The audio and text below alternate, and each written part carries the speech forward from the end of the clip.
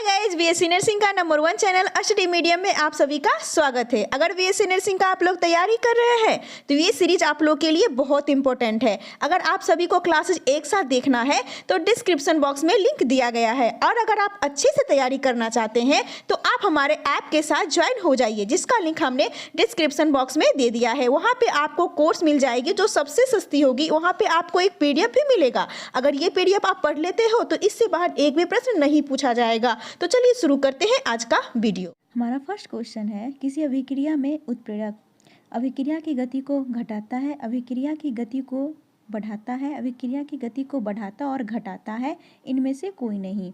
किसी अभिक्रिया में उत्प्रेरक अभिक्रिया की गति को बढ़ाता है। राइट आंसर इसका बी होगा।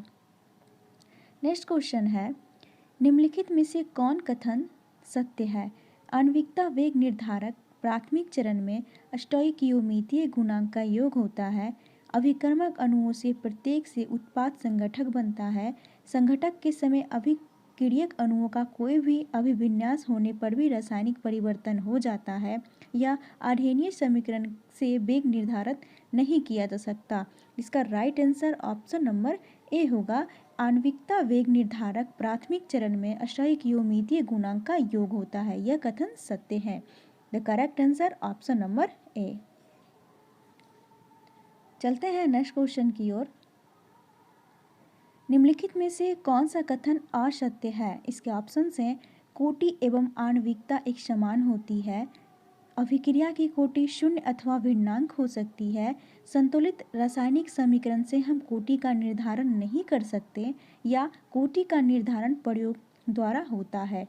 ऑप्शन नंबर ए यह असत्य कथन है। कोटि में आणविकता एक समान होती है। Right answer option number A. Next question है, अभिक्रिया की दर के बारे में कौन सा कथन असत्य है? इसकी प्रयोगात्मक विधि से गणना करते हैं। दर नियम संबंध में सांद्रता की शक्तियों का योग है। अभिक्रिया की दर भिन्नात्मक नहीं हो सकती है। अभिक्रिया की दर स्टोइकियोमेट्री में कोई संबंध होना संभव नहीं है। तो इसका ऑप्शन नंबर सी असत्य कथन है। बाकी ए बी डी ये सब सत्य कथन है। ऑप्शन नंबर सी अभिक्रिया की दर भिन्नात्मक नहीं हो सकता है। Right answer option number C. Question number 5 है, निम्नलिखित में से कौन अभिक्रिया की कोटि के लिए गलत है? इसका ऑप्शंस हैं, अभिक्रिया की कोटि हमेशा एक पूर्ण संख्या या भिन्नांक है, अभिक्रिया की कोटि स्टोइकियोमेट्रिक अंक पर निर्भर नहीं करता है, अभिक्रिया की कोटि एक प्रायोगिक मात्रा है, अभिक्रिया की कोटि किसी अभिक्रिया के वेग नियम व्यंजक में प्रयुक्त सांद्रता के धावकों का योग है। तो ऑप्शन नंबर ए यह गलत कथन है कि अभिक्रिया की कोटि हमेशा एक पूर्ण संख्या या भिन्नांक है। Right answer option number A. हमारा नेक्स्ट क्वेश्चन है, निम्नलिखित में से कौन अभिक्रिया की आणविकता के लिए गलत है? इसके ऑप्शंस हैं, आणविकता एक पूर्ण संख्या तथा पूर्णांक हो सकती है, इसे अभिक्रिया की क्रियाविधि से ज्ञात करते हैं। आणविकता किसी एक पद में होने वाले अभिक्रिया में भाग लेने वाले सभी अणुओं का योग है, या यह हमेशा एक प्राथमिक अभिक्रिया के कोटि के बराबर होता है। इसका right answer option number A होगा। यह कथन गलत है कि आणविकता एक पूर्ण संख्या तथा पूर्णांक हो सकती है। चलते हैं नेक्स्ट क्वेश्चन की ओर। यदि किसी अभिक्रिया की प्रारंभिक सांद्रता 2 गुना कर दिया जाए तो उसकी अर्धायु भी 2 गुना हो जाता है। अभिक्रिया की कोटि है 0, आंशिक, 3, 1। तो यदि किसी अभिक्रिया की प्रारंभिक सांद्रता 2 गुना कर दिया जाए तो उसकी अर्धायु भी दुगुना हो जाती है, तो अभिक्रिया की कोटि 0 होगा। Right answer option number A. Next question है, किस कोटि की अभिक्रिया के लिए अर्धायु प्रारंभिक सांद्रता पर निर्भर नहीं करता है? इसके ऑप्शंस हैं, 0 कोटि, प्रथम कोटि, द्वितीय कोटि, तृतीय कोटि। तो प्रथम कोटि की अभिक्रिया के लिए अर्धायु प्रारंभिक सांद्रता पर निर्भर नहीं करती है। Right answer option number B.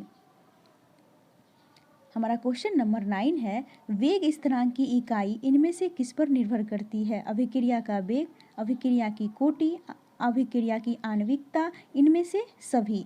तो वेग स्थिरांक की इकाई अभिक्रिया की कोटि पर निर्भर करती है। Right answer option number B.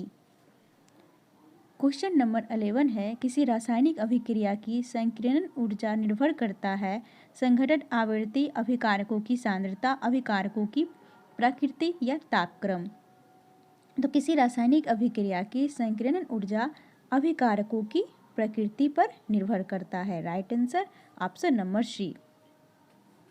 हमारा नेक्स्ट क्वेश्चन है, अभिक्रिया के वेग पर तापक्रम के प्रभाव को निर्धारित किया जाता है। इसके ऑप्शन से वॉन हॉप समीकरण से, गिब्स हेल्महोल्ट्ज समीकरण से, नट्स समीकरण से, आर्हेनियस समीकरण से। तो अभिक्रिया के वेग पर तापक्रम के प्रभाव को आर्हेनियस समीकरण से निर्धारित किया जाता है। Right answer option number D. Arrhenius समीकरण के अनुसार किसी रासायनिक अभिक्रिया के दर स्थिरांक ताप के साथ चरघातांकी रूप से बढ़ते रहता है। इसे ही आर्हेनियस का समीकरण कहा जाता है। Right answer option number D. Next question है, जब कोई बंदूक चलाई जाती है तब वह गोली पर अग्रदेशिक बल लगाती है। गोली भी बंदूक पर समान तथा विपरीत प्रतिक्रिया बल लगाता है। इस घटना की व्याख्या किस सिद्धांत से की जाती है? गति का प्रथम नियम, गति का द्वितीय नियम, गति का तृतीय नियम, इनमें से कोई नहीं। तो जब कोई बंदूक चलाई जाती है तब वह गोली पर अग्रदेशिक बल लगती है। गोली भी बंदूक पर समान तथा विपरीत प्रतिक्रिया बल लगाता है। यह घटना गति के तृतीय नियम के सिद्धांत पर की जाती है। Right answer option number C. Question number 14, cooking gas एक मिश्रण है। कार्बन मोनोऑक्साइड और कार्बन डाइऑक्साइड, ब्यूटेन और प्रोपेन, मीथेन और एथिलीन, कार्बन डाइऑक्साइड तथा ऑक्सीजन। तो कुकिंग गैस ब्यूटेन तथा प्रोपेन का मिश्रण होता है। Right answer option number B. Question number 15, बिंदु स्राव किसका परिणाम है? विसरण, वाष्पोत्सर्जन, प्रासरण, मूल दाब। बिंदु स्राव मूल दाब का परिणाम है। Right answer option number D. Question number 16, निम्न में से कौन विद्युत धारा का चालक है? सोडियम क्लोराइड का क्रिस्टल, हीरा, पिघला हुआ पोटेशियम ब्रोमाइड या सल्फर। तो विद्युत धारा का चालक पिघला हुआ पोटेशियम ब्रोमाइड है। Right answer option number C. हमारा नेक्स्ट क्वेश्चन है, निम्न में से किस अणु में हाइड्रोजन बंध उपस्थित होते हैं? HCl, HI, HBr, NH3। तो NH3 में हाइड्रोजन बंध उपस्थित होते हैं। Right answer option number D. Question number 18, दो समान अधातु परमाणुओं के मध्य इलेक्ट्रॉन युग्म होता है। इसके ऑप्शन से दोनों परमाणुओं के बीच असमान रूप से वितरित, एक परमाणु से दूसरे परमाणु पर पूर्णतया स्थानांतरित, दो समान चक्रण वाले इलेक्ट्रॉनों युक्त या दो परमाणुओं के बीच समान रूप से वितरित। तो दो समान अधातु परमाणु के मध्य दोनों परमाणुओं के बीच समान रूप से वितरित होते हैं electron. Right answer option number D. दोनों परमाणुओं के बीच समान रूप से वितरित होते हैं इलेक्ट्रॉन। नेक्स्ट क्वेश्चन है, आयनिक बंध बनने के लिए सबसे उत्तम स्थिति है। इसके ऑप्शंस हैं आयनों पर कम आवेश, बड़ा धनायन तथा छोटा ऋणायन, आयनों पर कम आवेश, बड़ा धनायन तथा बड़ा ऋणायन, आयनों पर उच्च आवेश, छोटा धनायन तथा बड़ा ऋणायन, आयनों पर उच्च आवेश, बड़ा धनायन तथा छोटा ऋणायन।